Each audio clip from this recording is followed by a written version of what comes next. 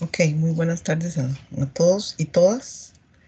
Em, Retomamos las clases y decirles que para el próximo jueves tendré los exámenes, la segunda parte calificada. Hasta ahora llevo 2 problemas, me falta uno. Entonces espero que mañana en la tarde, ya tarde-noche, pueda publicarles las notas y si tienen alguna duda o todo, lo podemos ver el jueves. Hoy vamos a comenzar a ver equipos de control de emisiones. También vamos a ver el tema de las giras en los próximos días. Vamos a estar hablando sobre cómo va a ser el tema de las giras y dónde será. Todavía estoy esperando algunas confirmaciones. Ok, vamos a hablar. No sé si alguien tiene algún comentario.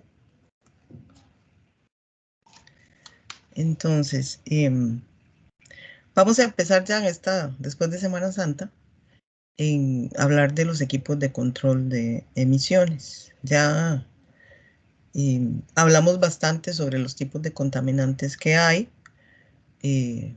la diversa cantidad de compuestos que se pueden considerar contaminantes atmosféricos, pero básicamente tenemos dos grandes grupos. Uno que es el de las partículas, como ya vimos ampliamente, las partículas es importante eliminarlas de la atmósfera porque ellas brindan superficie para generar contaminantes secundarios. Entonces, de ahí la importancia de todos los equipos de control que vamos a iniciar a ver, que buscan eliminar estas partículas y que no queden en suspensión en el medio ambiente.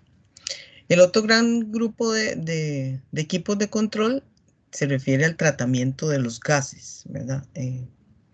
Contaminantes gaseosos, que da igual, hay que evitar que lleguen a la atmósfera y entonces pues hay equipos de control que buscan minimizar esa cantidad de esos tipos de gases que llegan a la atmósfera, ya sea que los recuperemos para utilizarlos, reutilizarlos o sencillamente evitar que lleguen a la atmósfera. Entonces, quiero comenzar y en esta segunda parte, digamos, del curso que tiene que ver más con diseño, vamos a trabajar con el Theodor, ¿verdad? Que es el libro de diseño, que ustedes ya lo conocen, ya vimos al principio del curso los datos importantes que están en el capítulo 3, de cosas que ustedes ya deben de saber. Y a partir entonces de hoy empezamos a hablar ya propiamente de los equipos de control. Entonces quiero mostrarles, para que no resulte tan abstracto, ¿verdad? Algunos videos de estos equipos de control. Como les dije, tenemos dos grandes grupos. Los que son dedicados a la recuperación de las partículas, que hoy vamos a comenzar a ver, ¿verdad? Tiene que ver con el tamaño de la partícula, con la forma de la partícula y las características que estas partículas tengan.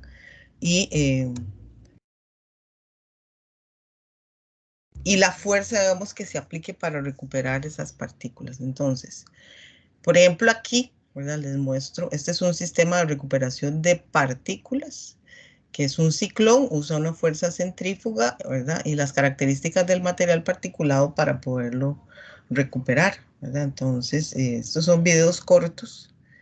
Esto es un ciclón. ¿Se escucha? No, no se escucha. Un momento. Disculpen porque cuando compartí no les compartí el sonido. Entonces vamos a hacer el ejercicio de nuevo. Listo. Entonces, esto que les estoy presentando, o sea, y rápidamente va a ser, es un ciclón para que vean, digamos, los diferentes equipos. El primero son los sedimentadores que usan la fuerza de gravedad y se usa para recolectar partículas de tamaños más grandes, ¿verdad? Estos son los ciclones, ¿verdad? Que usan una fuerza centrífuga. Por aquí entra el gas, ¿verdad? Y ¿Sí se ve? Chicos. Sí. Sí. Sí, profe. Entonces, básicamente, vamos a ver si funciona. Me avisan si se escucha, si está funcionando. Ok, hay diferentes formas de ciclones, pero básicamente el gas entra por este tubo, ¿verdad? Con una fuerza centrífuga que hace que las partículas golpeen las paredes del ciclón, ¿verdad? Y en la parte inferior se recupere. Vamos a ver, no se escucha, ¿verdad? No. No. No sé si está cargando. Vamos a ver. Ok, ahí se ve. Entra el gas, las partículas rojas es el polvo, ¿verdad? Entonces genera una fuerza centrífuga que hace que las partículas golpeen las paredes del ciclón, ¿verdad? Y estas se recuperen en un colector, ya sea un tornillo sin fin, ya sea un recipiente como el que aparece aquí. Y el gas básicamente genera una espira que se devuelve y sale por la parte, por este tubo. Y el gas limpio, ¿verdad? Las partículas se recuperan, ya sea, las partículas las podemos tratar de dos formas, como un contaminante o como un subproducto, ¿verdad? Entonces, en algunos casos se utilizan los ciclones para recuperar las partículas que tienen algún tipo de valor, en ese caso sería un subproducto o, ¿verdad? Como un contaminante. Ven, entonces el gas entra con un material particulado y sale limpio, ¿verdad? Con las partículas más pequeñas, ¿verdad? Cada uno de los equipos que vamos a ver puede trabajar con cierto tamaño de las partículas, ¿verdad? Y lo más importante, digamos, que tenemos que comprender es que entre más pequeñas sean las partículas, más difícil es recuperarlas. Y entonces implica, digamos, como una inversión económica mayor para poder recuperar esas partículas de menor tamaño. Entonces, bueno, este sería un ciclón. Aquí tenemos, por ejemplo, un multiciclón.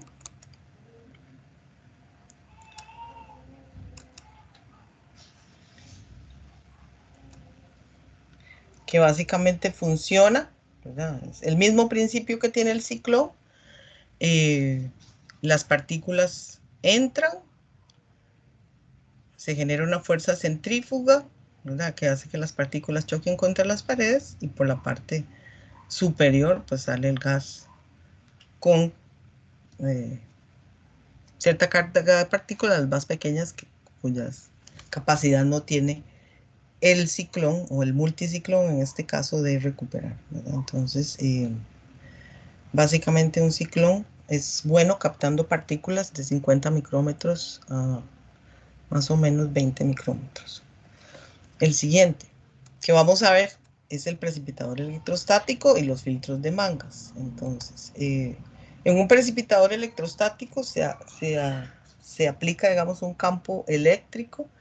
Ese campo eléctrico carga las partículas, ¿verdad? Entonces aquí sí hay, y para las partículas más pequeñas, ¿verdad? Entre 10 y 1 micrómetro, utilizamos precipitadores electrostáticos.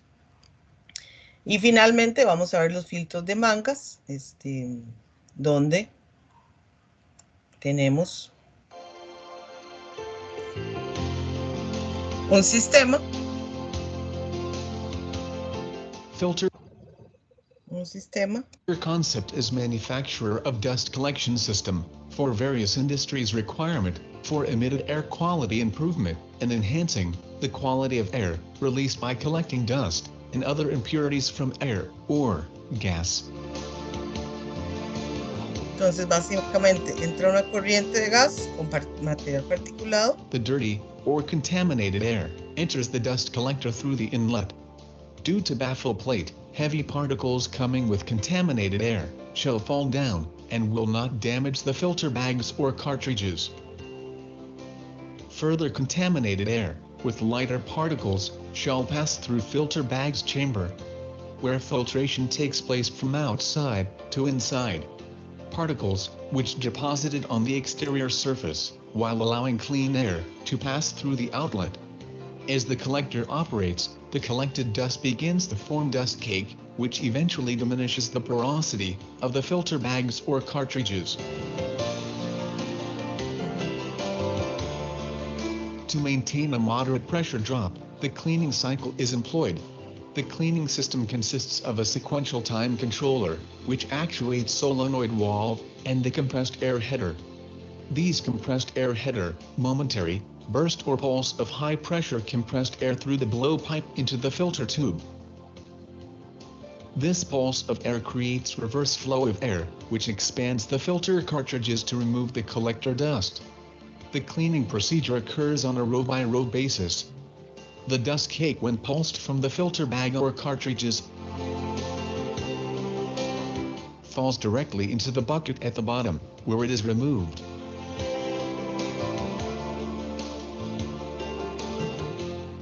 Entonces son videitos cortos y se los pongo aquí al principio para que vean. Voy a poner el precipitador electrostático, que digamos es el más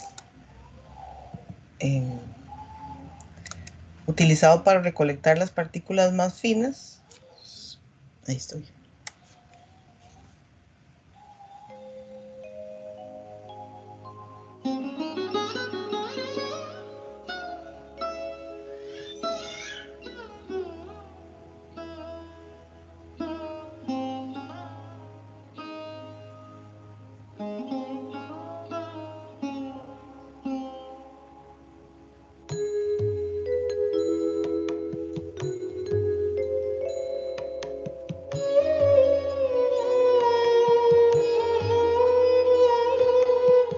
Estamos hablando de equipos a nivel industrial, ¿verdad? Entonces, la magnitud de estos equipos es muy grande, ¿verdad? Pueden observar escaleras, de más de 20 metros. Espero que cuando vayamos a la gira, ¿verdad?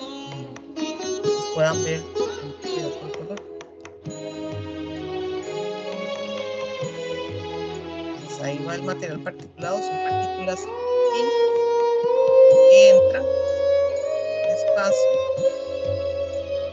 donde básicamente las partículas se cargan, ¿verdad?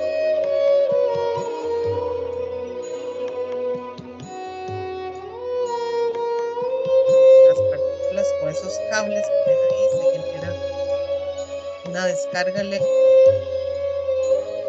que carga las partículas.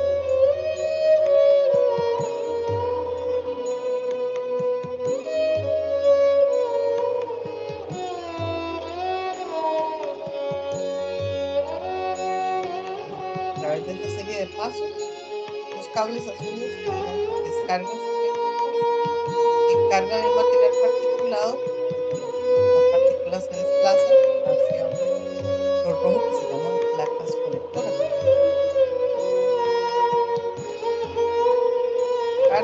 Llegan a las placas.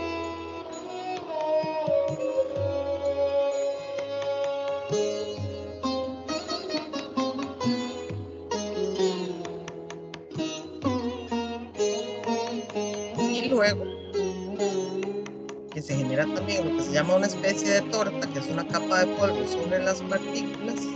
En la parte superior hay unos martillos. Ven aquí, martillos que golpean las placas colectoras. Esa carga que tienen las partículas es momentánea y esos martillos, el polvo se desprende.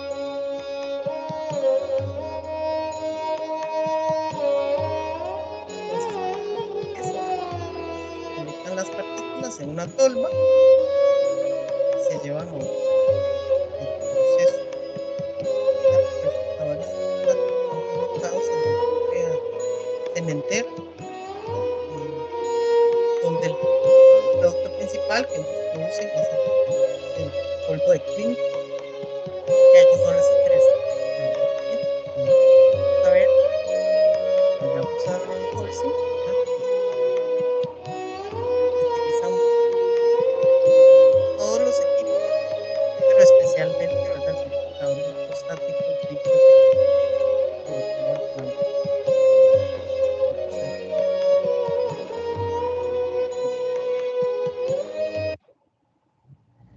Luego vamos a hablar en detalle de cada uno de estos equipos. ¿Por qué se los muestro ahorita, así como rápidamente? Bueno, aquí tengo otros videos de lo que son equipos de control de gases. Estos, los ciclones, multiciclones, precipitadores electrostáticos y filtros de mangas, además de los sedimentadores que ya vimos en operaciones, son equipos de control para eliminar el material particulado. Entonces,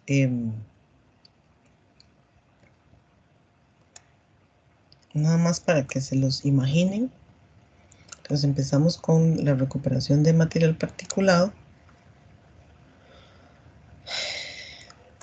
con sedimentadores y ciclones, y vamos a ver que cada uno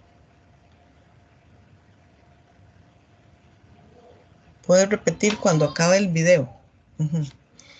Entonces, lo que les estaba diciendo es esos equipos de control que les presenté, ciclones, filtros de mangas, bueno, ciclones, multiciclones, filtros de mangas y precipitadores electrostáticos son los equipos de control que se utilizan para recopilar partículas, ¿verdad?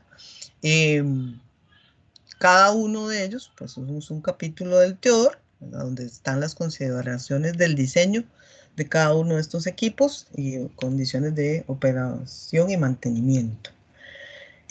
Pero que les presento esos videos cortos como para que ustedes tengan en mente el equipo de control del cual estamos hablando, ¿verdad? Y de hecho, digamos, a cada uno de los equipos del trabajo final, pues les corresponde hacer el diseño de uno de esos equipos de control.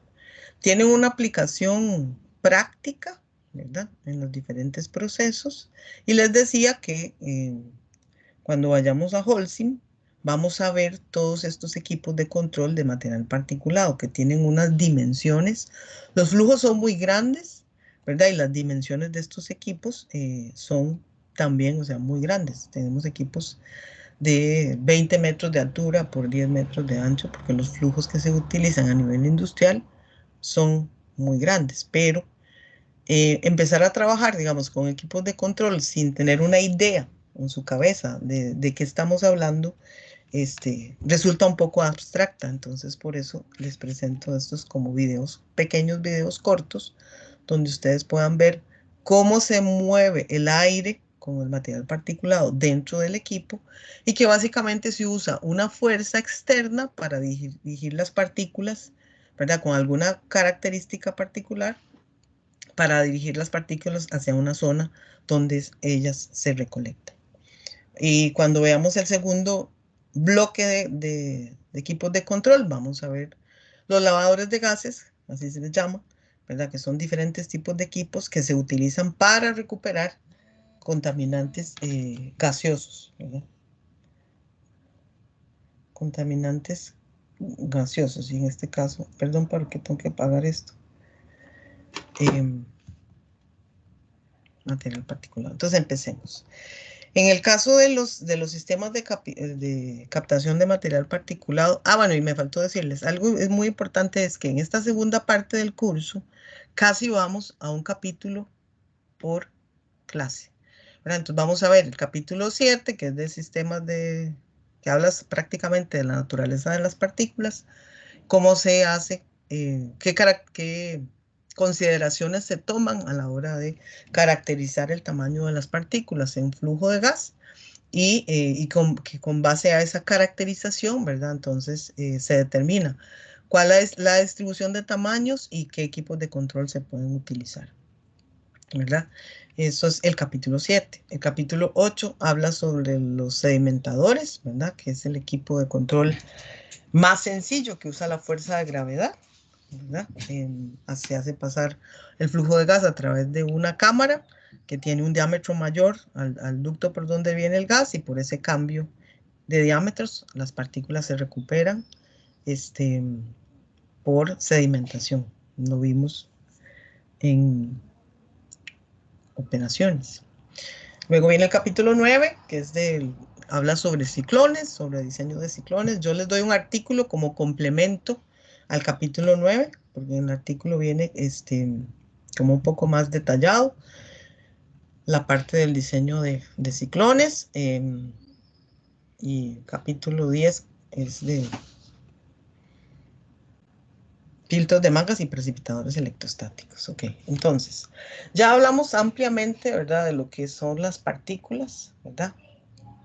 Y que trabajamos con básicamente dispersiones.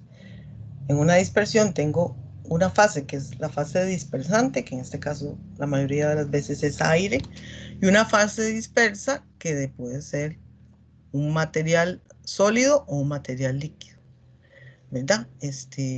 Cuando hablamos de gases, aunque el término se utiliza también cuando tengo un fluido como líquido, en este caso agua. Aquí es importante decir, digamos, que las partículas, su tamaño varía entre menos de 1 micrómetro hasta 1000 micrómetros. Y que dependiendo del tamaño de esas partículas, entonces así será la fuerza y el tipo de equipo que tengamos que utilizar para poderlo recuperar. Ya vimos, ¿verdad?, como les dije antes, ampliamente la importancia de retirar estas partículas, ¿verdad?, por los efectos que puedan tener directamente sobre el medio ambiente o sobre la salud de las personas. Ahora, las partículas se pueden formar por diferentes mecanismos, ¿verdad? Y pueden tener diferentes tamaños. Básicamente, ¿verdad?, se menciona que las partículas en la parte de contaminación atmosférica se pueden generar por abrasión física o dispersión mecánica, ¿verdad?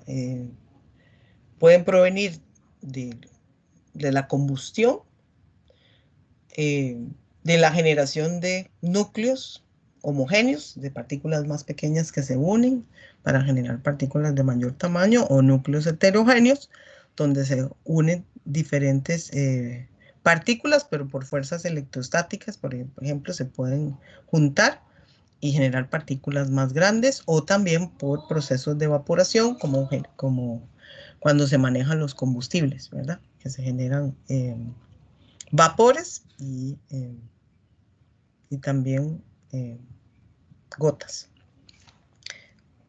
Esos son los diferentes mecanismos a través de los cuales se pueden generar el material particulado. En términos generales, todos los equipos que vimos, ¿verdad?, todos esos equipos que les presenté en esos videos,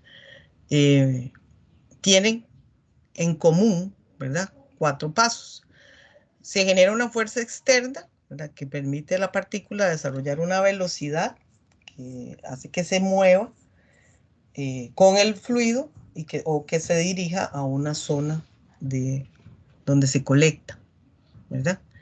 Eso todos los equipos tienen tienen en común lo mismo. Y en esa zona donde se recolecta se tiene que mantener la partícula, ¿verdad? Se tienen que generar ciertas fuerzas que hagan que las partículas salgan del fluido de gas, ¿verdad?, y se mantengan en esa zona, ¿verdad?, que en ningún momento las partículas reingresen a la corriente de gas. Eso se busca. Vimos también en los videos que todos tienen en común una zona donde las partículas son recuperadas, ¿verdad?, donde si se adhieren, por ejemplo, al filtro, el filtro se inyecta una corriente de gas a contracorriente y las partículas caen a una tolva y llegan a un recipiente. Y en ese recipiente, ¿verdad?, se disponen, ya sea para otra parte del proceso o se hace un proceso de disposición final, dependiendo del fin que se quiera tener. Pero básicamente todos los equipos de colección de partículas tienen esas cuatro pasos, o presentan esas 4 zonas en cada uno de ellos. Ahora, ¿cómo hacemos para que las partículas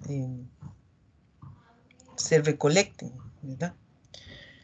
En general, ¿verdad? En los procesos industriales utilizamos aire como un fluido de arrastre, ¿verdad? Y básicamente podemos colectar las partículas usando diferentes fuerzas, ¿verdad?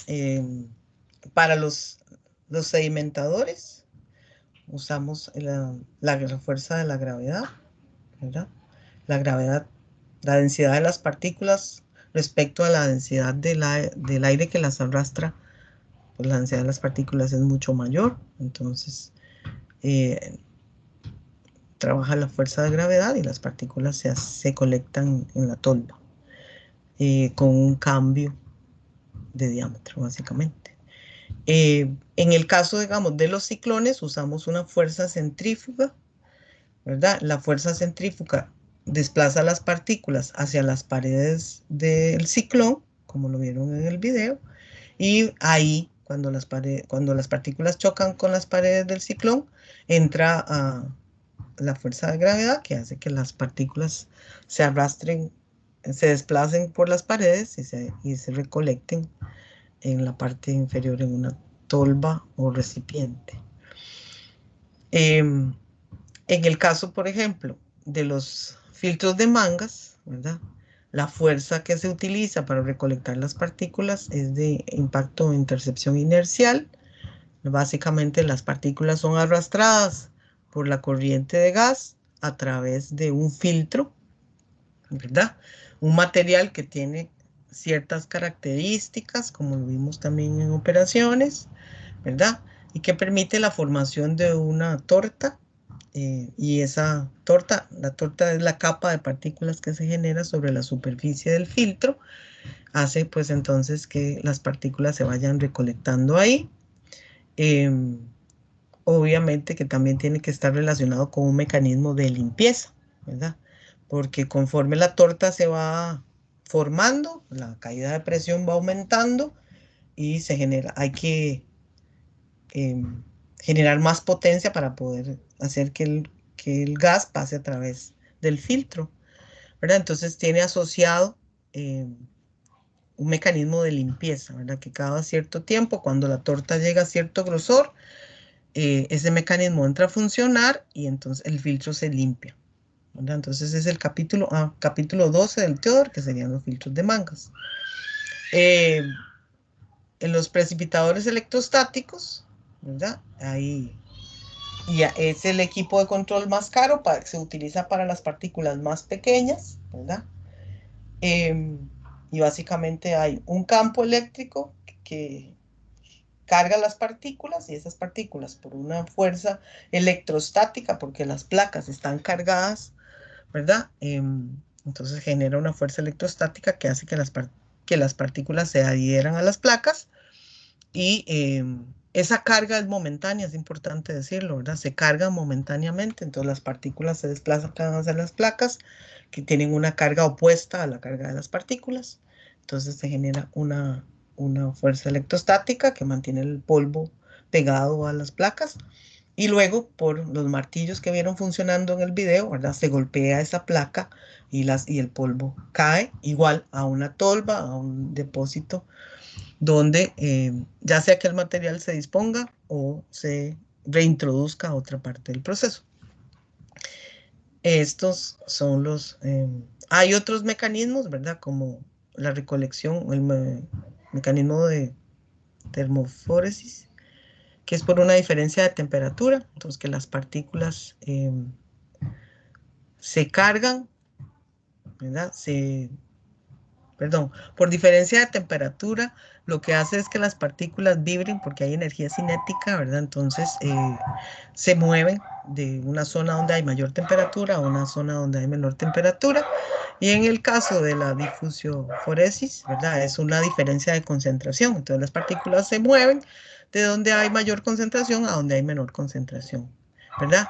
Estos mecanismos, hay el movimiento browniano, que es el choque que se genera entre las partículas, las moléculas del gas y las partículas que están dispersas dentro del gas, ¿verdad? El choque entre ellas también genera cierta cierto movimiento de las partículas y entonces aprovechando estas características, las partículas se pueden recolectar.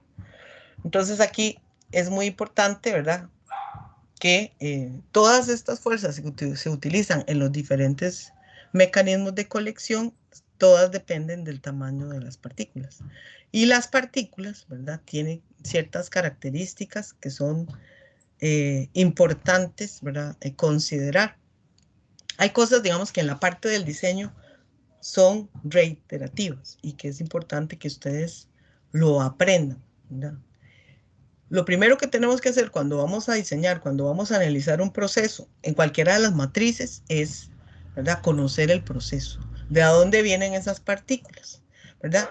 ¿De dónde se originan las partículas? No es lo mismo una partícula, por ejemplo, suave, que viene de un proceso industrial, por ejemplo, la generación de leche en polvo, para decirles algo, que es un polvo que ustedes conocen, o la generación de talco, que es un polvo que es suavecito, que el tamaño de la partícula es muy pequeño, a un polvo, por ejemplo, que se genera en una fundición, o, ¿verdad?, o una metalmecánica donde se generan virutas de metal. Entonces tenemos dos polvos que pueden tener el mismo tamaño, ¿verdad?, de la partícula, pero que las características propias del polvo, de su estructura, hacen que dentro de una corriente de gas se comporten diferente, ¿verdad? Entonces, aquí es importante, entonces, cuando yo voy a hacer la separación de las partículas, que yo conozca muy bien el proceso y la naturaleza propia de las partículas, de dónde vienen, para poderlas recolectar de una forma adecuada, ¿verdad? Entonces, eso es lo primero. Lo segundo es que siempre generamos, por lo general se usa aire para arrastrar ese material particulado, ¿verdad? O una mezcla de gases de combustión, como vimos, ¿verdad?, cuando el proceso se da en caliente. Entonces, las partículas se van a mover bajo la acción, ¿verdad?, de varias fuerzas externas y también la forma como las partículas se muevan dentro de la corriente de gas depende de sus propias características. Entonces, lo primero es conocer muy bien, ¿verdad?, la naturaleza de esas partículas. Vamos a tener dos velocidades, ya vimos, la velocidad del gas y la velocidad de las partículas respecto de ese gas. En la parte, la primera parte del curso, la calculamos la velocidad y vimos que es una velocidad, la velocidad del gas dentro del ducto es una velocidad promedio y que las partículas se mueven arrastradas por esa corriente de gas. Y hay una diferencia, digamos, entre la velocidad con que las partículas se mueven y la velocidad con la que se mueve ese gas. Entonces, básicamente hay una fuerza resistiva que es equivalente, digamos, a la fuerza de fricción en el flujo de líquidos, ¿verdad? La fuerza de fricción es la que se opone al movimiento. En el caso de una partícula arrastrada por un gas, ¿verdad?, tenemos una fuerza de arrastre, una fuerza que es ejercida del gas sobre la partícula y se llama fuerza de arrastre. Entonces, es importante que cuando hablamos de las partículas, consideremos lo siguiente. Las partículas tienen diferentes tamaños, diferentes formas. No, las partículas no son esferas perfectas, sino que tenemos diferentes tamaños, diferentes formas de las partículas. Entonces, para poder hacer diseños y poder considerar el comportamiento de las partículas dentro del flujo de fluidos, pues hay que hacer diversas consideraciones. Una de esas es considerar, ¿verdad?, que la partícula es una esfera rígida con un diámetro determinado y que esa partícula está rodeada por gas y ese gas genera, digamos, un efecto infinito sobre la partícula y que no hay efectos entre las partículas y no hay efectos entre la pared y la partícula, ¿verdad?, sino que solo se analiza el efecto del gas sobre la partícula y los otros efectos que sí existen, digamos que se desprecian. Otra cosa importante es que siempre se considera que la partícula se está moviendo en la corriente de gas con una velocidad constante, que la partícula no se está acelerando, ¿verdad? Entonces, determinamos ciertas velocidades y consideramos que esa velocidad permanece constante, aunque ya vimos, ¿verdad?, que dependiendo de la posición en la que estemos dentro del ducto, ¿verdad?, la partícula puede moverse a diferentes velocidades. Las partículas más grandes se mueven más despacio y están más cerca de las paredes, y las partículas más pequeñas se mueven más rápido y están hacia el centro del ducto. Entonces, como les digo, para poder hacer diseños hay que hacer una serie de simplificaciones. ¿Basadas en qué? Basadas en la experiencia, ¿verdad? Este libro del Theodore ya es un libro viejito, ¿verdad? Pero es un libro de ingeniería. Y digamos que una de las características importantes que tiene ese material es que tiene mucha información práctica, o sea, basada en procesos reales de los Estados Unidos, porque obviamente que aquí no tenemos tanta información. Ya con los años pues hemos ido generando cierta cantidad de información, pero no tenemos tantos procesos industriales como ellos tienen. Pero cuando ustedes estudien van a darse cuenta, ¿verdad?, que, que muchas cálculos en ingeniería se basan en supuestos, y esos supuestos están basados en la experiencia. No necesariamente hay una ecuación que describa todos los supuestos, pero no son supuestos sacados de la manga e ilógicos, son supuestos que están basados en la experiencia. ¿Cómo se genera esa experiencia? Bueno, cuando un operador trabaja 30 años a la par de un equipo, ¿verdad? E igual que pasa con las cosas que uno tiene personales, un carro, por ejemplo, que uno después de manejar varios años, un carro, una bicicleta o una patineta, algo que ustedes tengan que hacer de ustedes le conocen los sonidos, los ruidos, si tiene un sonido raro, ¿verdad? Entonces no sé, aquí algo pasa porque no está actuando normal. Bueno, resulta que cuando uno está en la industria pasa igual. Hay muchos operadores, mucha gente, muchos mecánicos que, pasan toda la vida manejando un equipo, y ellos llegan a conocer ese equipo y con su experiencia pueden hacer el manejo adecuado de los equipos. Eso es una realidad. Eso es algo que van a encontrar en la calle y a la cual uno como ingeniero se va a enfrentar, ¿verdad? Y tal vez ellos tienen la experiencia, pero no tienen el conocimiento, ¿verdad? Entonces, eso es una diferencia entre una ciencia básica como química y una ingeniería, ¿verdad? En ingeniería trabajamos con supuestos, pero son supuestos, como les dije, basados en la experiencia. Entonces, estas aproximaciones de las cuales les estoy hablando, del comportamiento de las partículas, están basados en la experiencia. Aquí me faltó explicar, digamos, de esta lámina que les estoy proyectando, cómo se calcula ese coeficiente de arrastre, que es algo paralelo, digamos, a un coeficiente de fricción. Y en este coeficiente de arrastre, ¿verdad?, que se usa para ver el comportamiento de las partículas en una corriente de gas, se considera la fuerza de arrastre, el área de la partícula, y como les decía, en esta área de la partícula consideramos que la partícula es una esfera perfecta, ¿verdad? Eso es una aproximación que se hace, aunque las partículas tienen diferentes formas y tamaños. Entonces, también se trabaja con un diámetro de la partícula, ya vamos a ver cómo se calcula. Ese diámetro de la partícula, ahí podemos sacar un valor promedio, podemos sacar una distribución de tamaños de partícula, y dependiendo de lo que queramos colectar, pues vamos a seleccionar un diámetro para trabajar, ¿verdad?, dentro de cada uno de los equipos. ¿Qué más? La densidad del gas, la velocidad del gas y la fuerza de la gravedad. Entonces, todas estas propiedades de las partículas y los gases están presentes en muchas de las ecuaciones con las que trabajamos.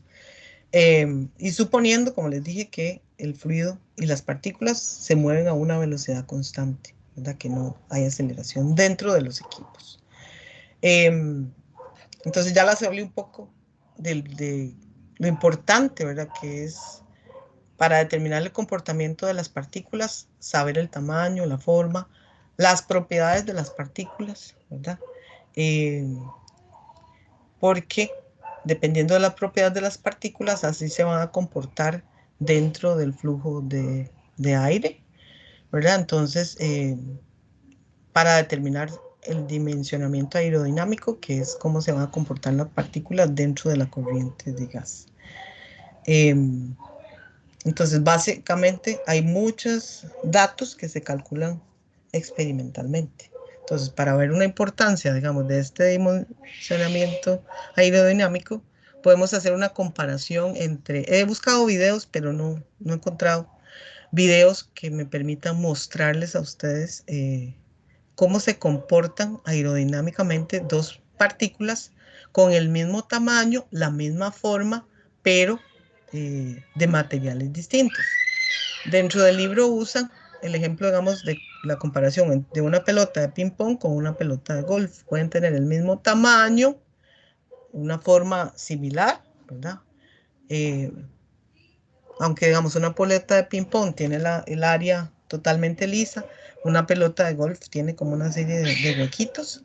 Pueden tener el mismo tamaño, pero aerodinámicamente, o sea, en el flujo de fluidos se van a comportar diferente. La pelota de golf es mucho más densa, entonces cuando yo la pongo en contacto con el fluido, se va a comportar distinto a cómo se comporta la pelota de ping-pong, que aunque tenga la misma forma y el mismo tamaño, tienen densidades distintas y eso va a hacer que en la corriente de aire en movimiento se comportan diferente. Entonces, a la hora de hacer diseño, a la hora de seleccionar un equipo de control de emisiones, lo primero es caracterizar el flujo de fluidos, ¿verdad? Y cuando hablo de eso, hablo de temperatura, presión, velocidad del gas dentro del flujo de fluidos, la forma, el proceso donde viene, la densidad de las partículas y la distribución de los tamaños de las partículas dentro de la corriente de gas. ¿Para qué? Para hacer la selección adecuada del equipo de control. Y, ¿cómo se hace? Ustedes lo conocen, ¿verdad? Que hay diferentes mallas. Entonces, cuando vamos a hacer la determinación, la distribución de tamaños en una muestra de material particulado, ¿verdad? Podemos recurrir a diferentes tipos de mallas, como las que hay en el laboratorio, y coloco una muestra de material particulado en esas mallas, y ahí yo puedo hacer, con un tren, diferentes mallas, puedo hacer una clasificación de los tamaños de las partículas,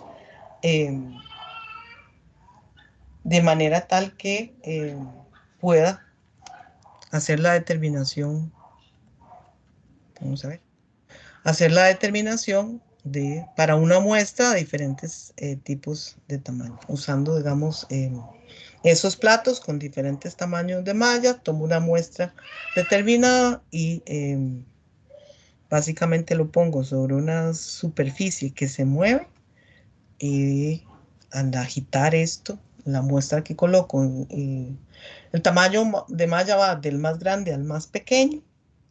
Entonces se coloca un tamaño determinado de una muestra de partículas, ¿verdad? En ese tándem de mallas, y luego ahí eso se agita, ¿verdad? Esa base, hay una en el laboratorio, multiusos ahí en ambiental.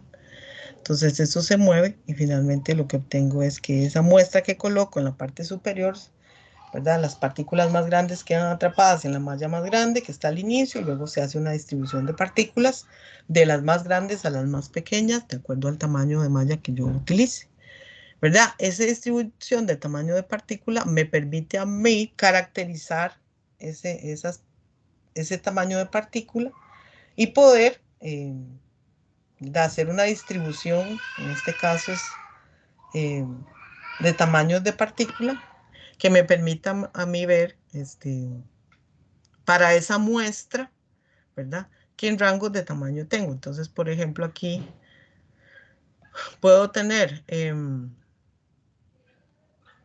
por ejemplo, aquí tengo partículas mayores a 5 nanómetros, 40%. Partículas mayores a 2,5 nanómetros, 27%. Partículas mayores a 1,5 nanómetros, 20%. Y partículas menores a 1,5, las partículas más pequeñas, 13%.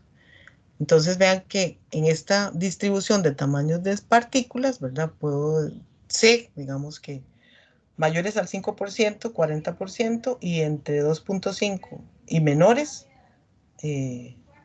la suma, digamos, de todos estos porcentajes de aquí.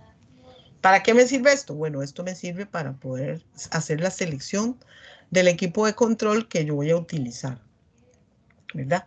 En este otro, en la nuestra otra tabla, la 7.4, ¿verdad? Tengo, por ejemplo, entre 0 y 2 micrómetros, un 10%, entre 2 y 4, un 15%, entre 4 y 6, perdón, un 30%, etcétera. Entonces, yo puedo saber en esa muestra que yo tengo qué tamaños de partículas están presentes en mayor proporción y, como les dije yo, qué equipo de control tengo que utilizar. Ok, esto es lo primero. Me voy a devolver. Entonces, puedo utilizar para la determinación de ese tamaño de partícula de una muestra y la distribución de tamaño, se pueden hacer diferentes representaciones, ya sea gráficamente o por medio de tablas o ecuaciones, ¿verdad? Pero en general vamos a tener, como les mostré en las tablas, ¿verdad? Una distribución por porcentaje, lo que me va a permitir a mí decir, bueno, si tengo tamaños de partículas más grandes, puedo utilizar un ciclón, o puedo utilizar, o si las partículas son más pequeñas, ¿verdad? Entonces no me va a servir ni un sedimentador ni un ciclón, y tengo que utilizar un precipitador electrostático si las partículas son muy chiquiticas, ¿verdad? Ese, digamos que es un criterio que tengo que considerar a la hora de seleccionar el equipo de control, ¿verdad? Esa distribución de tamaño de partículas se puede calcular como una media aritmética o como una media geométrica, ¿verdad? En el caso de el diámetro medio aritmético es la suma de los diámetros de las partículas divididas por el número de partículas medidas, y en el caso del diámetro medio geométrico es la raíz enésima del producto de cierta cantidad de partículas en la muestra. También se utiliza el diámetro al 50%, que es el diámetro medio sobre el cual, por encima de ese diámetro, hay un 50% del tamaño de las partículas, y por debajo de ese valor está el 50% de las partículas más pequeñas. Entonces, hay en los diferentes equipos de control, diferentes criterios para seleccionar el diámetro de la partícula para el cual se diseña. ¿Qué implica eso? Implica que las partículas que tengan un diámetro mayor a ese diámetro seleccionado se van a colectar en el equipo. Y las partículas más pequeñas a ese diámetro seleccionado probablemente o no se colecten o se colecten con una eficiencia menor. ¿Ok? Entonces, para todos los equipos de control, ¿verdad? Para todos los equipos de control, siempre, ¿verdad? Vamos a trabajar con la eficiencia de colección. Esa eficiencia de colección vamos a calcularla con respecto a la concentración de las partículas, ¿verdad? Entonces, básicamente es las partículas que queden colectadas dentro del equipo de control entre las partículas que entraron por 100. Esto me va a dar la eficiencia de colección, ¿verdad? Del total que entró al equipo, para eso necesito la concentración del material particulado en la corriente del gas antes del equipo, y tener un medio para poder calcular la masa de las partículas que quedaron colectadas dentro del equipo, ¿verdad? Y la relación entre esas partículas colectadas y las que estaban a la entrada por 100 me va a dar la eficiencia de colección. Si se acuerdan, bueno, no hay legislación para Costa Rica para los equipos de control. Entonces, un criterio que usa la gente del Ministerio de Salud es la eficiencia. Pueden pedir que se instale un equipo de control y a través de la eficiencia se demuestre, ¿verdad?, que el equipo de control está funcionando y que la cantidad de partículas que se está recolectando sea mayor a un 90%. Ese es un criterio, digamos, muy común que utilizan y que entonces podemos determinarlo así. La cantidad de partículas entre las partículas entrantes por 100, otra forma para todos los equipos sería la carga de entrada menos la carga de salida, ¿verdad? Esta es, cuando hablo de carga de salida, es la concentración de partículas a la salida del equipo de control. Entonces, también para todos los equipos siempre podemos calcular esta eficiencia de colección del material particulado como la carga de entrada menos la carga de salida entre la carga de entrada. Esto se refiere a concentraciones, ¿verdad? Si yo sé la concentración del material particulado que está entrando al equipo de control y sé la concentración de material de particulado a la salida del equipo de control, esta diferencia entre la carga de entrada pues me va a dar la eficiencia de colección del equipo. Aquí, digamos, una cosa importante que menciona en el libro es toda esta presentación está basada en el capítulo 7 del Theodore. Entonces, una cosa muy importante es que si esto considera la masa de las partículas colectadas. ¿Cuál es el problema de la eficiencia de colección? Bueno, que no considera la distribución de tamaño de partículas. Ustedes pueden ver aquí, bueno, estos dos ejemplos que tengo aquí, las partículas son de tamaño muy pequeño, ¿verdad?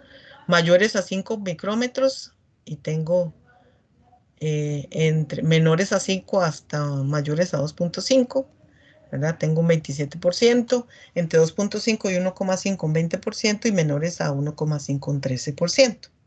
Entonces, ¿qué pasa? Las partículas más pequeñas tienen muy poquita masa, ¿verdad? Y pueden representar, pueden representar una fracción muy pequeña del peso de partículas colectado, ¿verdad? Entonces, cuando se trabaja con la eficiencia de colección, ¿verdad? En los equipos de control, hay que considerar no solamente el valor de la eficiencia, sino también la distribución de tamaño de partículas. ¿Por qué? Porque puede ser, como en este ejemplo, si ustedes ven aquí, el 60% de las partículas, ¿verdad?, que están en esta corriente de gas son menores a 5 nanómetros en este caso. Son partículas muy chiquititas. Entonces, si yo no considero, tengo que hacer un análisis de la distribución de tamaños de partículas junto con la eficiencia. ¿Por qué? Porque estas partículas más pequeñas tienen muy poco peso. Entonces, puede ser que la eficiencia del equipo sea muy grande, ¿verdad? Pero que las partículas más pequeñas que representan desde el punto de vista ambiental mayor problema no se estén colectando, ¿verdad? Entonces, sí, cuando se hace el análisis de la recuperación del material particulado, siempre hay que considerar las dos cosas, ¿verdad? La eficiencia de colección del equipo de control y el tamaño, la distribución de tamaño de partículas que se están recolectando, ¿verdad? De hecho, digamos que si en muchos casos en los procesos industriales se van a ver que se utilizan dos equipos de control combinados. ¿Por qué? Porque puedo utilizar, por ejemplo, un ciclón para recolectar las partículas más grandes y las partículas más pequeñas, ¿verdad?, que tal vez tienen un porcentaje como esta distribución de tamaño. Vean que el 60% son partículas muy pequeñitas, entonces eso me va a obligar a mí a que tenga que utilizar un equipo de control para recolectar las partículas grandes y un equipo de control para poder recolectar las partículas más pequeñas, que tal vez no representan mucha masa, pero que desde el punto de vista ambiental pueden generar un problema, ¿verdad? Ese, por ejemplo, sería el caso de las cementeras, ¿verdad? Que utilizan muchos filtros de mangas, ¿verdad? Bueno, diferentes tipos de, tienen ciclones, tienen filtro de mangas y tienen precipitadores electrostáticos, que los equipos de control es el más caro, pero que es el más efectivo para las partículas más pequeñas. Entonces, pues para evitar demandas, para evitar, digamos, cierres por quejas de los vecinos alrededor, pues ellos tienen que garantizar que ese material particulado se recolecte. Entonces, cuando hacemos análisis, ojo aquí, cuando hacemos análisis de la eficiencia de los equipos de recopilación de material particulado, entonces tenemos que considerar, uno, la naturaleza del proceso de donde viene la partícula, ¿verdad? No es lo mismo, como les dije, una partícula que proviene de un proceso de metalmecánica, donde las partículas son metales, ¿verdad? Entonces son más abrasivas, rayan, etcétera, a un proceso de un polvo, como la generación de un talco o como la molienda de las piedras de cal, que van a generar un polvito, que es un polvo suave, ¿verdad? Entonces, las características del material de particulado son fundamentales. Entonces, siempre en los procesos de diseño, primero, la caracterización de la corriente de gas, temperatura, presión, la composición, ¿verdad? Que ya vimos en la primera parte del curso. Y las partículas también, ¿verdad? ¿Dónde vienen? ¿Cómo se generaron? Si fue por abrasión, si fue por evaporación. O sea, ¿qué partículas tengo? Uh-huh. Y eso es primero. Segundo, distribución de tamaño de las partículas. Ahora tengo que hacer un análisis para determinar que esas partículas, qué distribución tienen, porque con eso voy a hacer la selección del equipo de control más adecuado, ¿verdad? Y hacer el análisis de la eficiencia, ¿verdad? Siempre considerando la distribución de tamaño de las partículas, ¿verdad? Porque la eficiencia se hace con base en la masa. Entonces, aquí es importante considerar que las partículas más grandes tienen más masa y las partículas más pequeñas pues tienen poca masa. Entonces, siempre hay que hacer el análisis de la eficiencia del equipo junto con el análisis de la distribución de tamaño de partícula para ver si es necesario un equipo de control o la combinación de varios equipos de control. Ok. Entonces, esto tiene como mucho texto.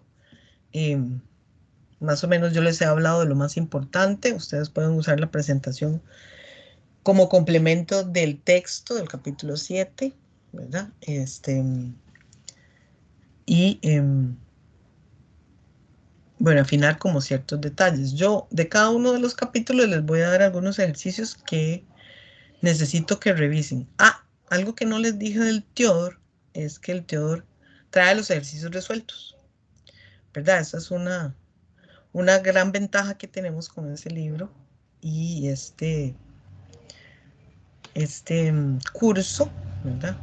Porque tenemos que abarcar mucha materia en muy poco tiempo, ¿verdad? Entonces, ese es otro de los motivos por los cuales también usamos ese libro. ¿Por qué? Porque los ejercicios vienen resueltos, vienen simplificados. Entonces, por eso también se requiere, digamos, cierto grado de conocimiento de parte de ustedes. Y yo en cada una de las clases les voy a dar unos ejercicios recomendados de cada uno de los capítulos del libro. Yo voy a comentar algunos ejemplos, pero es responsabilidad de ustedes estudiar, repasar esos ejercicios recomendados. ¿Ok? Eso es importante. Bueno, entonces, para la eliminación de las partículas, ¿verdad? Tenemos esos mecanismos físicos que se utilizan para la separación de partículas, ¿verdad? Entonces tenemos las cámaras de sedimentación, separadores inerciales o ciclones, los filtros de mangas, ¿verdad? Los lavadores, bueno, los lavadores húmedos, estos que se llaman lavadores de gases, se usan para separar partículas, pero no los vamos a ver todavía, sino que los vamos a ver después dentro de los equipos de control de gases, ¿verdad? Digamos que son los únicos que tienen doble propósito, entonces no los vemos ahora, sino que los vemos después.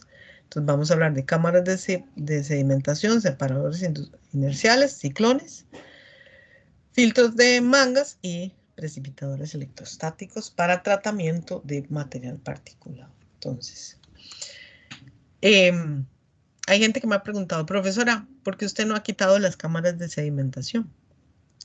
Bueno,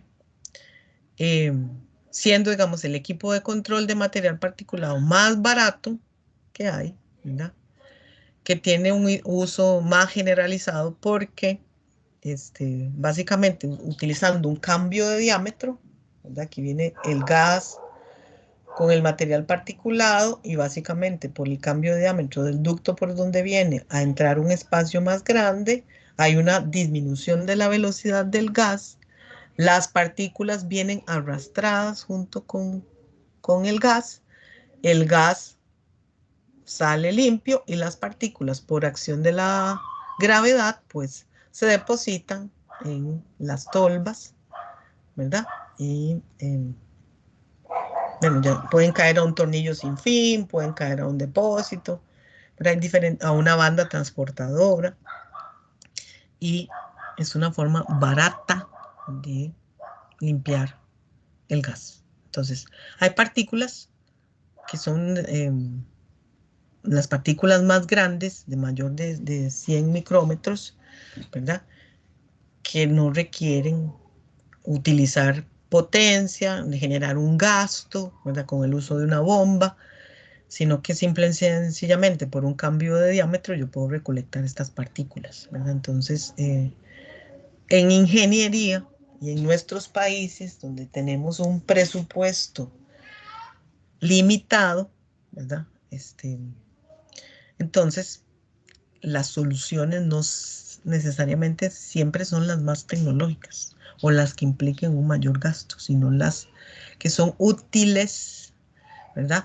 Para el fin que necesitamos, ¿verdad? Entonces, eso es importante que lo tengan, que lo piensen un poco, ¿verdad? Lo que les estoy diciendo.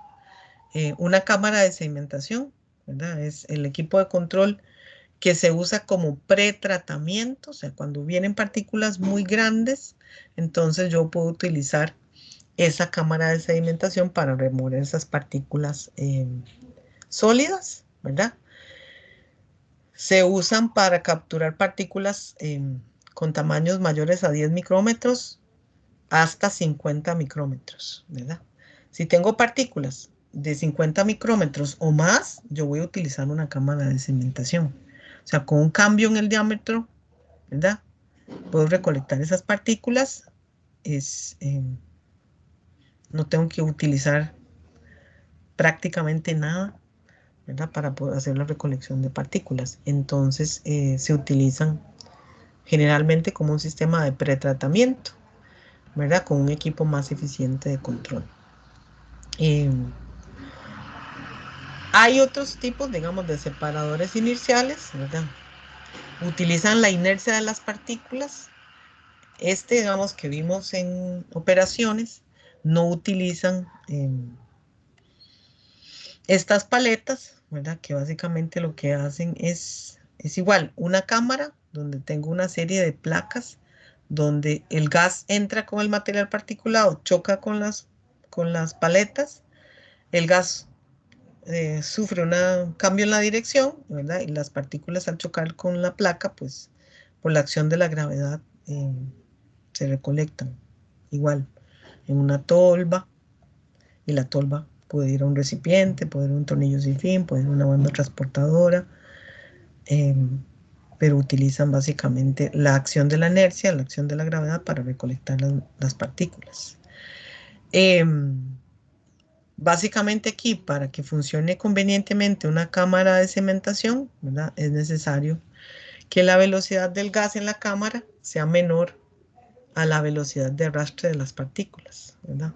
Entonces, cuando hay un cambio en el diámetro, cuando hay un cambio en el diámetro, ¿verdad? El gas viene por aquí con el material particulado, hay un cambio en el diámetro y eso, ¿qué genera? ¿Verdad? Genera que las partículas se siguen moviendo por inercia y que la velocidad del gas disminuye, ¿verdad?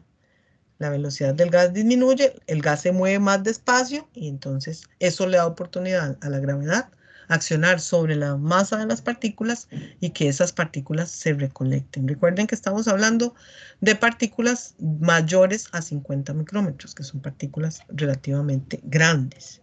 Entonces, básicamente puedo tener, ¿verdad?, diferentes configuraciones de cámaras de sedimentación, ¿verdad? Sin baffles, o sea, sin mamparas o con mamparas horizontales, ¿verdad? Entonces esto hace que en cada uno de estos platos o bandejas se deposite el polvo con la desventaja, ¿verdad?, de que hay que estar limpiando este tipo de configuración de un sedimentador, pues hay que estar limpiando las bandejas. El gas tiene que estar seco, ¿verdad? Si el gas trae algún tipo de humedad, esta configuración, por ejemplo, no funciona, ¿verdad? Entonces, sí hay que caracterizar muy bien el gas a la hora de utilizar, por ejemplo, bueno, cualquier equipo de control. Aquí es importante, ¿verdad? En todos los equipos de control que vamos a ver, siempre se hace, ¿verdad? En el capítulo, este es capítulo 8, al final del capítulo 8 se hace, hay una sección de mantenimiento de operación y se hace una comparación, digamos, entre ventajas y desventajas de cada uno de los equipos.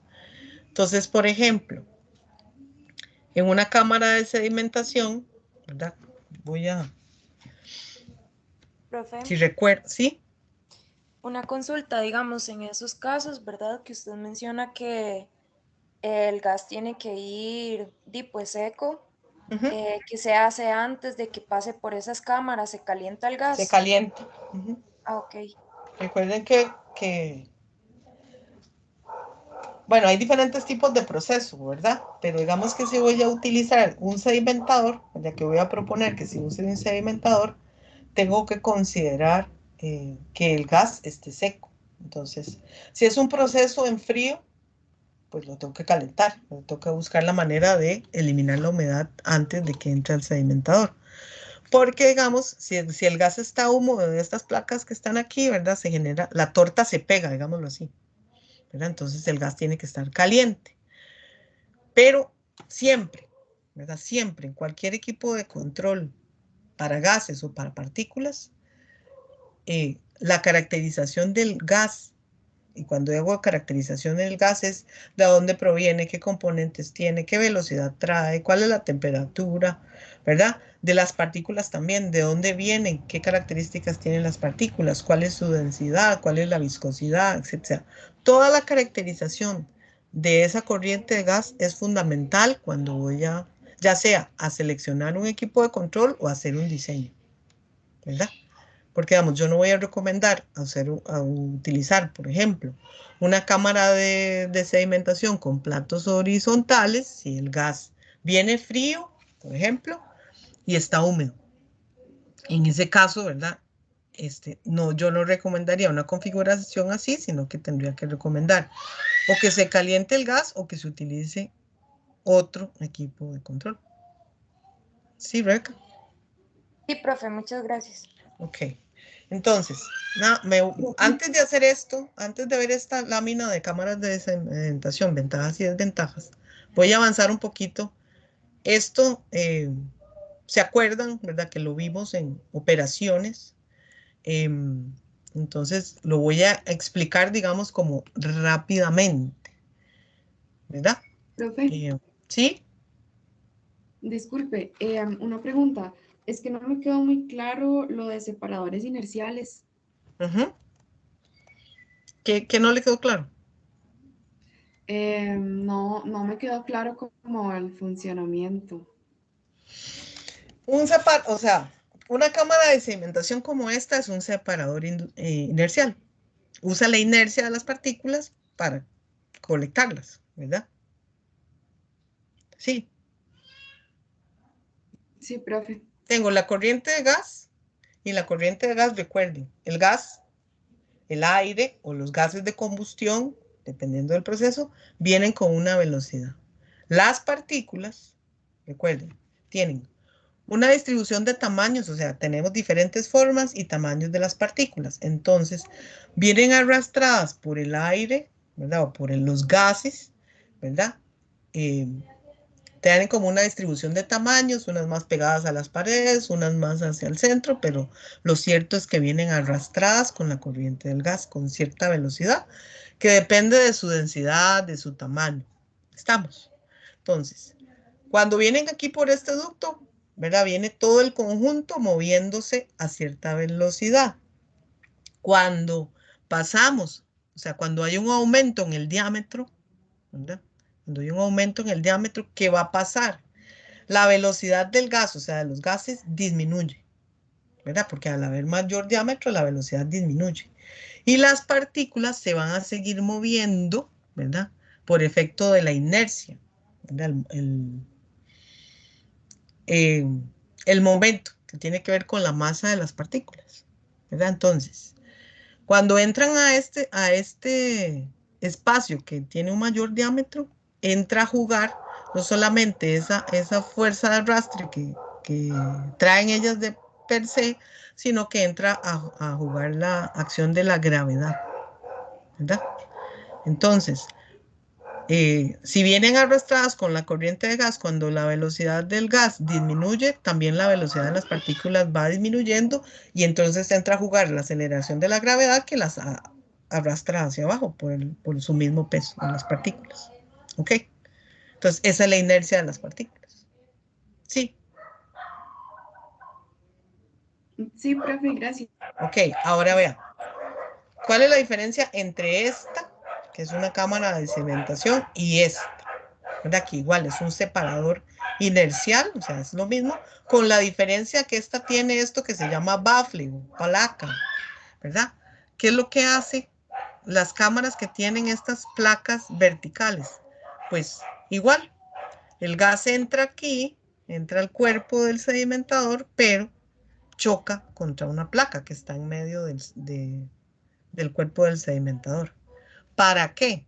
Pues para que las partículas no sigan circulando con el gas, sino que las partículas choquen contra la placa e inmediatamente entra a actuar la ley, la aceleración de la gravedad. Entonces, las partículas que son más densas, obviamente, que el gas, pues se ven arrastradas hacia la tolva. Y el gas, ¿verdad? El gas simplemente se desvía, ¿verdad? Por el efecto del bafle y sale, digamos, con las partículas más pequeñas que no son arrastradas por la gravedad. Entonces, este es un tipo, una modificación de un sedimentador con baffles que están verticales.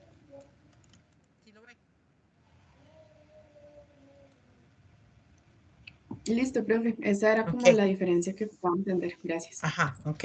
Ahora hay una tercera, que es esta. O sea, en esta yo tengo una serie de placas, pero que estas están colocadas horizontalmente, ¿verdad? Entonces, igual, el flujo de gas entra, ¿verdad? Y en lugar de seguir así, aquí, digamos, no hay, solo entra la aceleración de la gravedad. Cuando tengo placas horizontales, el gas se subdivide por cada uno de estos pasajes, ¿verdad? Y entonces las partículas se depositan sobre la superficie de cada una de estas placas, ¿verdad? Aquí, digamos, ¿cuándo se puede utilizar esta configuración? Cuando las partículas son más grandes, ¿verdad? Y también hablábamos con lo que preguntó Rebeca, que en este tipo de configuración el gas tiene que estar seco. ¿Por qué? Porque si no se genera como una especie de costra, ¿verdad? Aquí, digamos, no hay tanto problema porque como el gas choca, ¿verdad? Está en posición vertical, ¿verdad? Cuesta más, no es que no, pero sí cuesta más que aquí se genere una costra. Pero en estas que son horizontales, sí es fundamental, digamos, que el gas esté seco. ¿Ok? Entonces, si hablamos, bueno, yo les decía que las cámaras de sedimentación son el equipo de control de material particulado más barato, ¿verdad? Entonces tienen ciertas ventajas y desventajas que tenemos que aprender, digamos, a analizar, ¿verdad? Que las ventajas, bueno, que es de fácil construcción. O sea, si ustedes van a las diferentes industrias, van a ver en las tuberías que están en la parte superior, ¿verdad? Que se ve fácilmente que hay cambios de diámetros en las tuberías, y básicamente porque utilizamos cámaras de sedimentación que son fáciles de construir, son de baja inversión, prácticamente no hay costos de operación. Pues el costo de mantenimiento es de ver que el metal o el material en el que estén hechos no haya abrasión, etcétera, ¿verdad? Y no hay consumo de energía. Entonces, yo puedo retirar partículas de grandes tamaños con una inversión mínima, ¿verdad? ¿Qué desventajas tienen? Bueno, sirven para partículas de 50 micrómetros o más, ¿verdad? Entonces, si yo quiero separar partículas más chiquitas, entre más pequeñas sean las partículas, más grande es el sedimentador. Entonces, recuerden que en las instalaciones tenemos espacios limitados, ¿verdad? Hay que hacer una distribución de planta y me dicen, bueno, el equipo lo tiene que colocar aquí en 3 por 3 metros. Si yo hago un diseño y la cámara de sedimentación me da 9 metros, eso no es práctico, ¿verdad? Entonces, por eso se usan como un sistema de pretratamiento.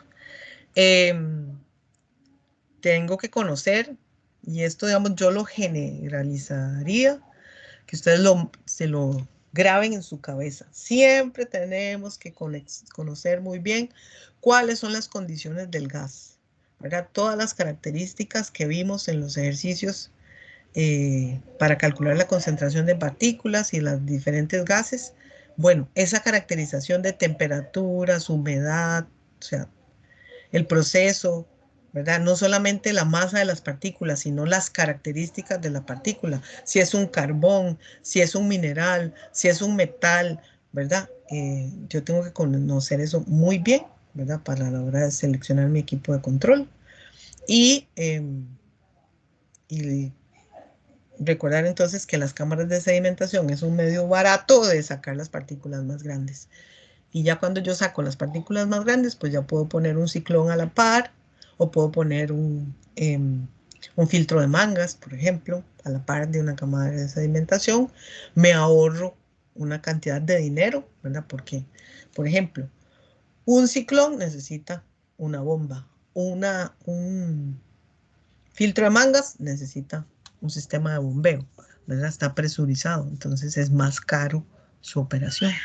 Mientras que una cámara de sedimentación es algo barato que me puede ayudar a hacer un pretratamiento y que me va a reducir los costos de operación, ¿verdad? Entonces, por eso es importante. Entonces, recordar, y aquí es importante recordar en este esquema, tomado del capítulo 8, la tengo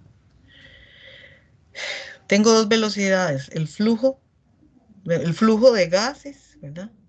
Que es un caudal en unidades de volumen entre tiempo, ¿verdad? Del sistema de unidades que sea, tengo un caudal, que es un volumen entre tiempo. Entonces, cuando hablo, digamos, de un sedimentador, tengo dimensiones, que es importante recordar, ¿verdad? Tengo el ancho, que es B, tengo la altura, que es H, y tengo la longitud del sedimentador, que es L, ¿verdad? Entonces, si yo quiero calcular la velocidad del flujo de gases, voy a dividir el caudal entre el área que atraviesa el gas, que sería B por H, y eso me va a dar U, que es la velocidad del gas a través del sedimentador, ¿verdad? Eso es algo importante. La otra área que me interesa es esta área B por L, que es esta área de aquí. Bueno, si yo hago un corte transversal, esta misma área va a estar en este punto. Esa área es la que atraviesan las partículas, ¿verdad? Esta de aquí, B por H, es la que atraviesa el gas. Y esta B por L es la que atraviesa las partículas, ¿verdad? Entonces, voy a tener dos velocidades, la velocidad del gas a través del sedimentador, el caudal del gas a través del sedimentador y la velocidad de sedimentación de las partículas, ¿verdad? ¿Qué más? Tengo diferentes diámetros de partícula y aquí vimos el diámetro mínimo. El diámetro mínimo es el diámetro mínimo de partículas que es recolectadas dentro del sedimentador. Entonces, si las partículas, una vez que hay un cambio de velocidad, las partículas empiezan a sedimentar, ¿verdad? Entonces, las partículas más grandes, ¿verdad? Con un diámetro de partícula mayor a ese diámetro mínimo van a sedimentar primero, ¿verdad? Hay un diámetro mínimo de partícula, que es para el cual yo diseño, ¿verdad? Y como les dije antes, ese diámetro mínimo es la partícula de tamaño más pequeño que va a ser colectada en esta longitud de sedimentador, y tengo otras partículas, ¿verdad? Que es en este caso, que son partículas que tienen un diámetro menor al diámetro mínimo. Esas, algunas van a ser colectadas y otras definitivamente no se van a colectar, ¿verdad? Que van a pasar derecho con el gas. De todo eso que hablé, ¿hay alguna duda?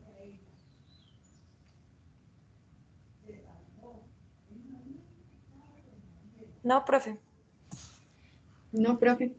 Ok, entonces, recuerden que en el caso de el diseño de un sedimentador hay simplificaciones. Esas simplificaciones, como les dije, están basadas en la experiencia, ¿verdad? No son que a mí se me ocurrió o no, sino que la experiencia, o sea, el repetir un proceso, el recolectar información de procesos, ¿verdad?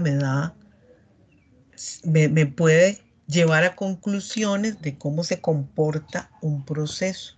Entonces, en la industria muchas cosas funcionan así, basadas en la experiencia. No necesariamente siempre hay un modelo matemático que explique un comportamiento, pero la experiencia dice, ¿verdad? O tal vez el conocimiento que tenemos en la actualidad no me permite desarrollar un modelo matemático que explique ese comportamiento, pero la experiencia dice que es así, ¿verdad? Y eso es algo súper importante en ingeniería, ¿verdad? En que uno hace aproximaciones y supuestos, pero basados en conocimiento, que puede ser, ¿verdad? Datos que hayan sido recolectados en el tiempo sobre un proceso determinado. Y así van a encontrar en el Theodore, ¿verdad? Que hay ciertos valores que se utilizan, y esos valores salen de la experiencia. Ok, entonces, en el caso del sedimentador tenemos dos velocidades, como les dije. El U, que es la velocidad del gas, y la velocidad de caída de partícula o velocidad de sedimentación, ¿verdad? Que es la velocidad con que la partícula se deposita en el fondo del sedimentador. Obviamente que esto es una simplificación de lo que sería un sedimentador. Aquí no aparecen las tolvas, ni mucho menos, sino que tengo una superficie sobre la cual se van a depositar las partículas. Entonces, como les dije, la velocidad del gas es el Q, que en este esquema es Q minúscula, ¿verdad? Es este caudal del gas en unidades de flujo volumétrico dividido entre el área y el área de sección transversal que atraviesa el gas, que es esta, me da esa velocidad del gas a través del sedimentador, ¿verdad? Y la otra velocidad importante es la velocidad de sedimentación, velocidad de caída de partícula y velocidad terminal. Las tres sinónimos significan lo mismo. La velocidad con que la partícula se deposita en el fondo del sedimentador está regida por la ley de Stokes y básicamente aquí tengo la aceleración de la gravedad, el diámetro de la partícula. Cuando se diseña, este diámetro de la partícula que les estoy señalando es el diámetro mínimo, ¿verdad? Porque siempre tenemos que tener una consideración. Entonces, si tengo una distribución de tamaños de partícula, tengo que tomar un criterio para decir, bueno, voy a recolectar todas las partículas que sean mayores a 50 micrómetros, entonces mi diámetro mínimo va a ser 50. Entonces, cuando hago cálculo de la velocidad de terminal o la velocidad de caída de partícula, utilizo ese diámetro de la partícula, que es para el cual yo voy a hacer el diseño. ¿Qué implica eso? Que las partículas más grandes van a sedimentar con una velocidad más grande y las partículas más pequeñas con una velocidad más baja. Pero bueno, cuando vayamos haciendo ejercicios, vamos a ir viendo eso. Pero entonces considere lo siguiente, ¿verdad? Tengo diferentes tamaños de partícula, entonces las partículas más grandes sedimentan antes y las partículas más pequeñas a este diámetro mínimo, ¿verdad? Puede ser que sedimenten parcialmente, ¿verdad? Como sería el caso de esta que está aquí, ¿verdad? Chocaría contra la pared y se recolectaría, pero hay partículas que definitivamente no sedimentarían, ¿verdad? Sino que pasarían recto con la corriente de gas. Entonces, cuando hablamos de eficiencia, hay que tener muy claro, ¿verdad? Que uno diseña para un tamaño de partícula, ¿verdad? Con un criterio, y que si tengo una distribución de tamaños de partículas, no todas se van a colectar. ¿Ok? Entonces, estaba por aquí. Entonces, este es el diámetro mínimo. La densidad de la partícula, y esta es la densidad del fluido, ¿verdad? Que es aire, ¿verdad? Entonces vamos a las condiciones en las que estamos trabajando, la densidad de las partículas. Esto se calcula experimentalmente, ¿verdad? Y trabajamos con una densidad aparente de las partículas y la densidad del fluido, que lo sacamos de un handbook, ¿verdad? Donde tengan datos, las temperaturas. Bueno, o tenemos los registros de proceso o lo sacamos de un handbook donde tengamos para las condiciones de operación valores de la densidad, en este caso del aire, ¿verdad? Si estamos trabajando con aire. Y esta es la viscosidad del fluido, que sería la viscosidad del aire en esas mismas condiciones. Esto me da entonces la velocidad en la que la partícula se va a depositar en el cuerpo del sedimentador. También vamos entonces a trabajar con el tiempo de sedimentación, que es el tiempo en que una partícula recorre la altura del sedimentador, ¿verdad? Entonces, si esta es la altura del sedimentador, entonces el tiempo de sedimentación es esta altura dividida por la velocidad de sedimentación, velocidad terminal, velocidad de caída de partícula, ¿verdad? Porque en diferentes libros van a encontrar diferentes nomenclaturas, ¿verdad? Pero lo más importante es que tengamos claro a qué se refiere esto, ¿verdad? Esta es particularmente la del Teodoro. Pero si, por ejemplo, ven el Giancópolis, hablan de velocidad de sedimentación. Si ven otros libros, hablan de velocidad terminal, pero entonces es importante que tengamos claro el concepto. En el caso, otro tiempo es el tiempo de permanencia del gas. Es el tiempo que tarda el gas en recorrer la cámara y lo vamos a calcular como la velocidad del gas en... Bueno, para allá. Perdón. Tengo un pequeño problema aquí.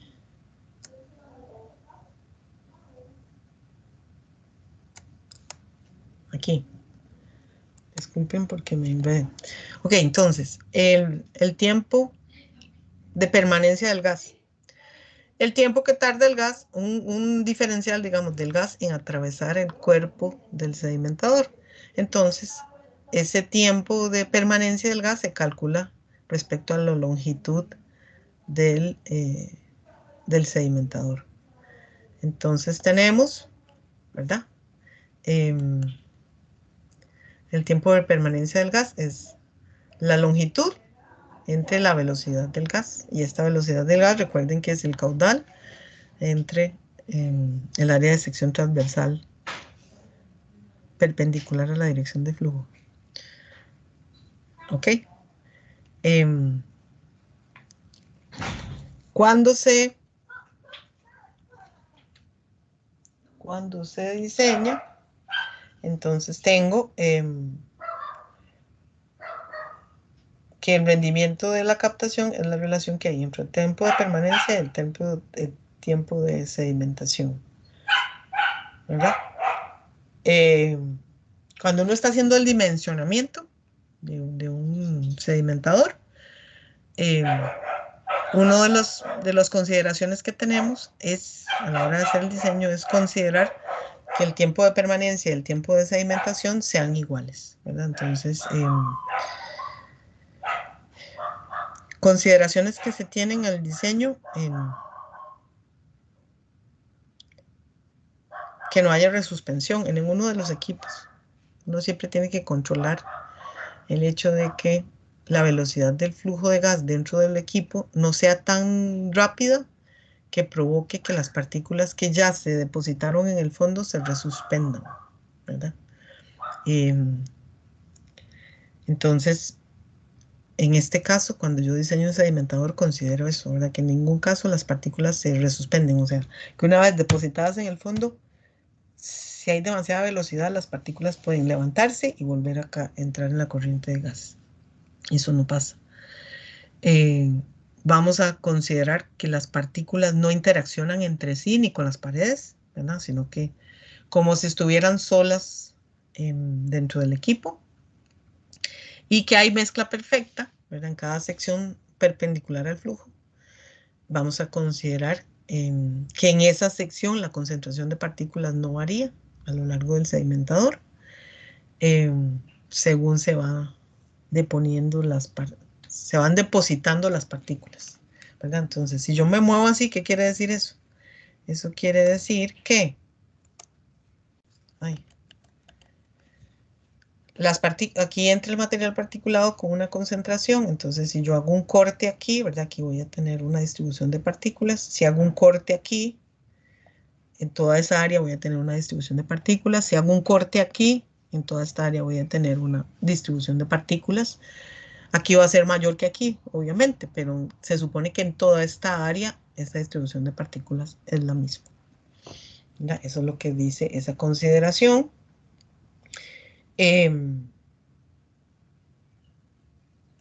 Entonces, con esas consideraciones, se puede calcular la fracción de partículas que no se capturan en el sedimentador